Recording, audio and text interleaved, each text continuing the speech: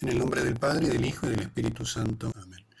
Hemos escuchado en este sábado la lectura del libro del Deuteronomio, que es un libro que, como el título mismo lo dice, la segunda ley, no es una ley añadida a otra, sino que es una profundización de la ley.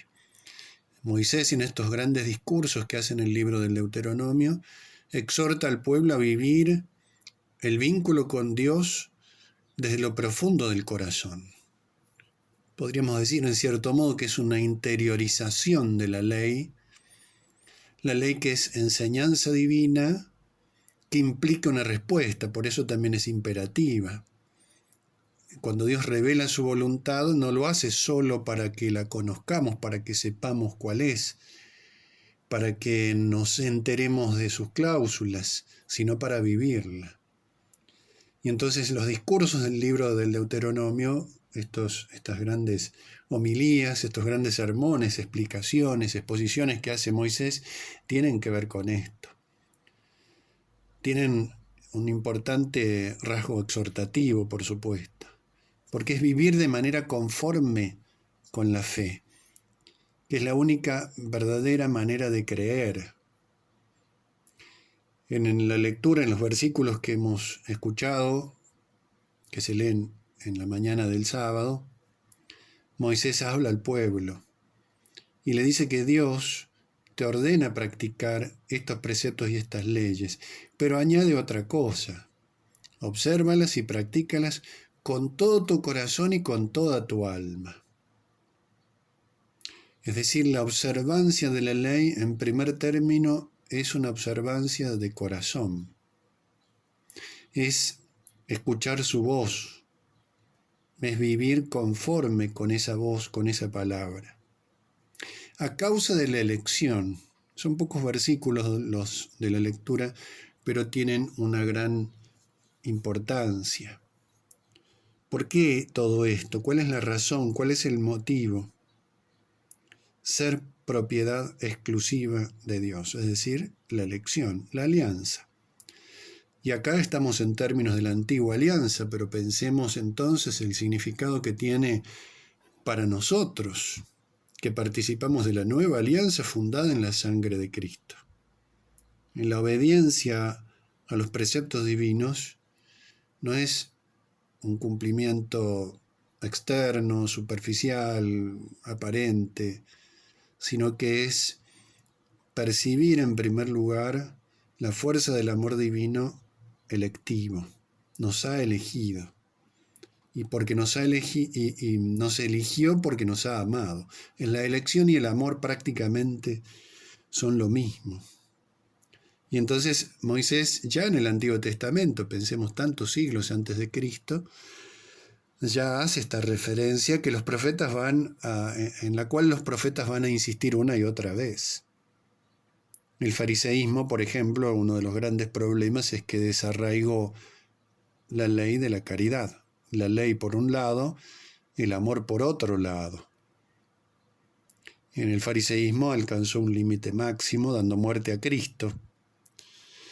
Pero el fariseísmo como tal perdura a lo largo de los tiempos.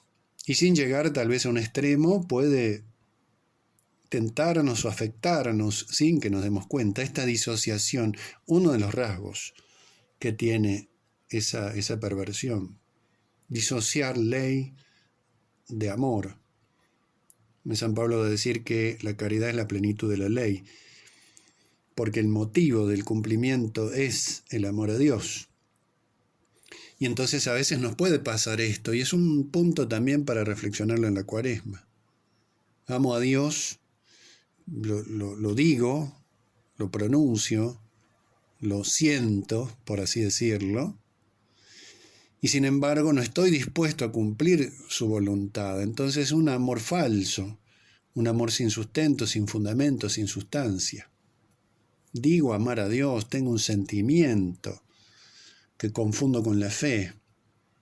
Pero amar a Dios sin cumplir sus mandamientos, sin tener la disposición de corazón para cumplirlos, en el fondo es no amarlo. Y también puede suceder lo contrario, cumplir preceptos, pero sin el motivo del amor. en el fondo dejan de cumplirse. Ahí lo vemos también. Pongo este ejemplo, el más notorio, que es el de los fariseos. Se gloriaban de cumplir la ley y Jesús les dice, ninguno de ustedes cumple la ley porque no aman a Dios. Y fíjense hasta qué punto que apelando a la ley dan muerte a su autor en este drama de la pasión de Cristo.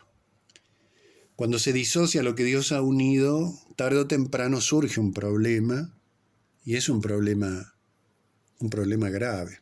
Esto ya está planteado entonces en el Deuteronomio y es bueno que lo tengamos en cuenta. No se trata de amar por un lado, de cumplir por otro lado, sino de cumplir la voluntad de Dios por el amor, de hacerlo todo por amor a Dios, que es mucho más exigente que la mera ley, que el mero mandato.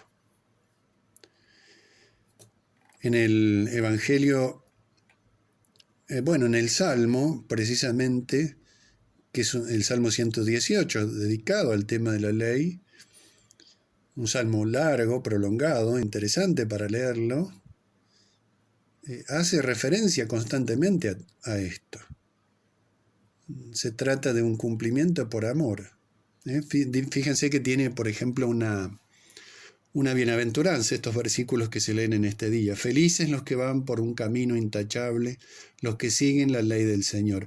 Felices los que cumplen sus prescripciones y lo buscan de todo corazón. Notemos la profunda unidad entre ley y amor que presenta, por ejemplo, ese salmo. Y en el Evangelio de este día, de este sábado, también está la exhortación a la caridad con el prójimo como expresión del amor de Dios. Esa expresión que Jesucristo enuncia, amarás a tu prójimo y odiarás a tu enemigo, dice, ustedes han oído que se dijo esto, amarás a tu prójimo y odiarás a tu enemigo. Que en realidad en el Antiguo Testamento estaba la primera parte, odiar al enemigo. Probablemente surja también por influjo farisaico o por una mala interpretación de ciertos pasajes. Pero en cualquiera de los casos, Jesús con su autoridad dice, amen a sus enemigos, rueguen por sus perseguidores, que no quiere decir nuevamente sentirse bien con el enemigo, sentirse bien con el que obra injustamente, sentirse bien con el perseguidor. Significa buscar su bien. El amor verdadero es la búsqueda constante del bien del otro, la benevolencia, el amor, la caridad. Es rogar la conversión, es pedir que cambien de conducta. Cuando dice acá Jesús que el Padre Celestial hace salir el sol sobre buenos y malos y caer la lluvia sobre justos e injustos, no está diciendo que a Dios le da lo mismo el bien que el mal. Está diciendo que Dios ofrece constantemente a todos los hombres de todos los tiempos la posibilidad de conversión, la posibilidad de perseverar en el buen camino. Y por eso esta exhortación final, que de alguna manera lo resume todo, ser perfectos como el Padre, imitar en nuestra medida y por la gracia de Dios la perfección del Padre Celestial, que es por supuesto el amor redentor, ¿no? Que se expresó en Cristo, que se expresó en su pasión.